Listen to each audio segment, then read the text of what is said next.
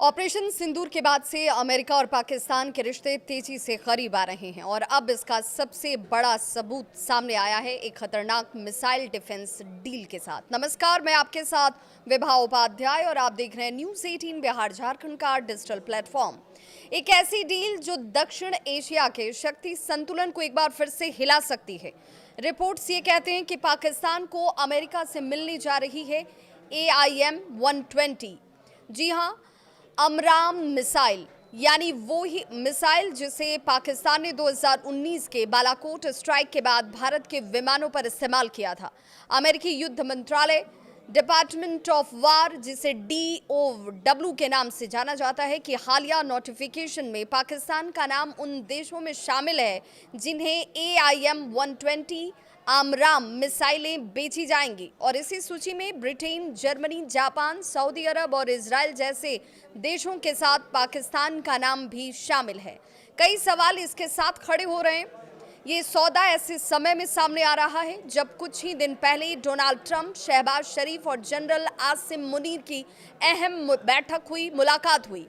Trump ने उस meeting में ये कहा था कि उन्होंने भारत और पाकिस्तान के बीच बढ़ते तनाव को कम करने में भूमिका निभाई है और अब रक्षा विशेषज्ञ ये कह रहे हैं कि ये सिर्फ कूटनीतिक बयान नहीं बल्कि रणनीतिक समीकरण बदलने की शुरुआत भी है। AIM-120C8 अमेरिका की AIM-120D मिसाइल का एक नया वर्जन है। एक ऐसी मिसाइल जो हवा से हवा में 180 किलोमीटर तक सटीक निशाना साध सकती है।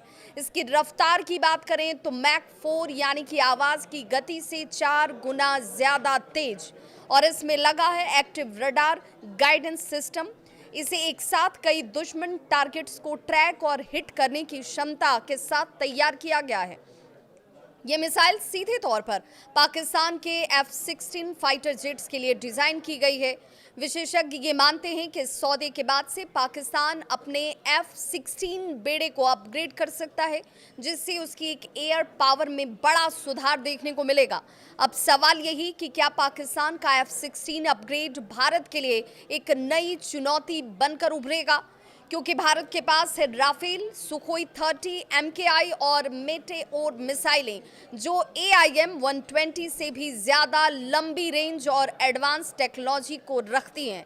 फिर भी अमेरिका और पाकिस्तान की ये डील क्षेत्रीय शक्ति संतुलन में नई खींचतान को तो ज़रूर पैदा कर सकती है। रक्षा विशेषज्ञों का ये मानना है कि अमेरिका इस कदम से चीन और रूस के बढ़ते प्रभाव को एक तरीके से संतुलित करने की कोशिश कर रहा है।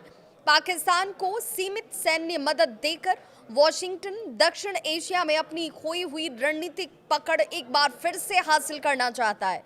यानी एक तरफ भारत के साथ अमेरिका की साझेदारी बनी रहेगी, लेकिन दूसरी तरफ पाकिस्तान को हथियार देकर वो दोनों पक्षों को संतुलित रखने की अपनी पुरानी स्ट्रेटेजी यानी नीति को दोहरा रहा है। तो क्या अमेरिका फिर से दक्षिण एशिया में अपने पुराने खेल की वापसी कर रहा है?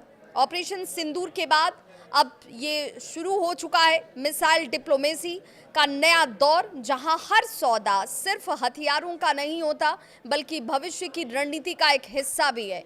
आपके हिसाब से क्या पाकिस्तान का ये मिसाइल अपग्रेड भारत के लिए खतरा है?